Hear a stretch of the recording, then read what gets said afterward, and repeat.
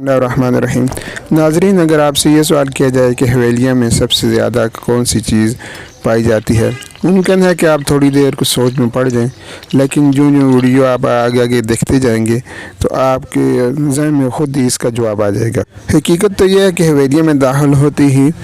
ہمارے ذہن میں جو ہے پطرس شاہ بخاری کا مشہور جو ہے وہ آرٹیکل ذہن میں آ جاتا ہے، جو کہ کتوں پر مشتمل ہے۔ اس میں انہوں نے کتوں کی مختلف عادتیں، اٹھکیلیاں اور ساری چیزیں بیان کی ہیں، اور یہی معاملات اس کی جو کتابوں میں جس کا انہوں نے ذکر کیا تھا، اس کی عملی تصویر ہمیں حویلیہ میں جا بجا دکھائی دیتی ہے۔ حقیقت تو یہ ہے کہ حویلیہ میں ایسی نایاب نسلیں بھی پائی جاتی ہیں کتوں کی کہ وہ آپ دیکھ کر حیران رہ جائیں گے، اور ہر رنگ، ہر نسل اور ہر سائز اور ہر عمر کے کتے آپ کو یہاں وافر مقدار میں مل جائیں گے۔ کہا جاتا ہے کہ بھونکتے کتے کاٹتے نہیں، لیکن یہ ہمیں کیا معلوم کہ کس وقت جو ہے کتا جو ہے بھونکنا بند کر دے اور کاٹنا شروع کر دے۔ یہ بھی کہا جاتا ہے کہ دودھ کا جلا چھاچھ کو بھی جو ہے وہ پھونک پھونک کر پیتا ہے، اور سام کا کاٹا جو ہے رسی سے بھی ڈرتا ہے،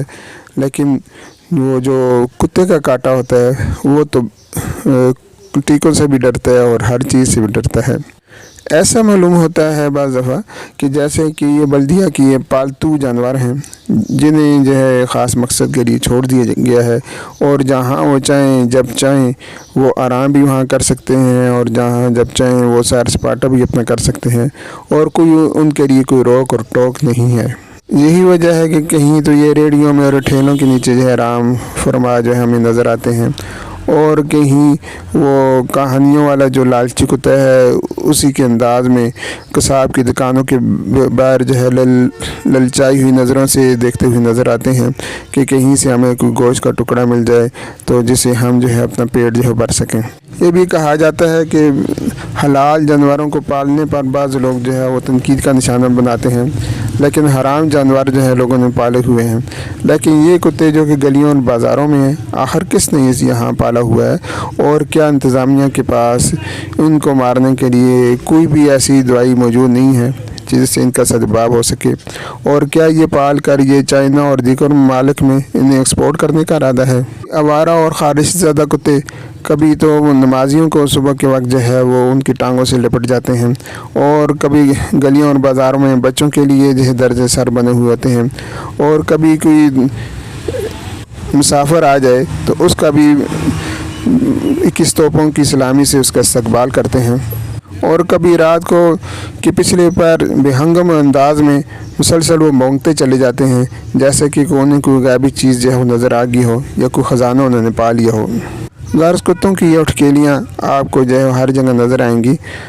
اس لیے ہم یہ کہہ سکتے ہیں کہ حویلیہ میں یہ جو ہے ہر وافر مقدار میں موجود ہیں، اور کوئی ان کا امیدوار ہے تو اسے بلا روک ٹوک انہیں لے کے جا سکتا ہے۔ جن حضرات نے حرم کا سفر کیا ہے انہیں یہ دیکھا ہوگا کہ وہاں کہیں بھی کوئی کتا جو ہے وہ نظر نہیں آتا، تو ایسی بیکار چیزوں کو پالنے کا ہر کیا فائدہ ہے، اور کس مقصد کے لیے یہ شہریوں پر وہ بال جان بنا کر بٹھا دیے گئے ہیں۔ آپ نے اس شہری کا واقعہ سنا ہوگا کہ جب اس کے پیچھے کتے لگے تو وہ نیچے جھکا پتھر اٹھانے کے لیے، لیکن اسے کوئی پتھر بھی نہ ملا، تو اس نے یہ کہا کہ عجیب لوگ ہیں کہ انہوں نے کتے تو کھول دی ہیں لیکن پتھر باندھ کر رکھے ہوئے ہیں۔ اس لیے ان خونخوار آنکھوں سے گورتے ہوئے اور یہ گراتے ہوئے ہر جگہ آپ کو جو ہے وہ نظر آتے رہیں گے،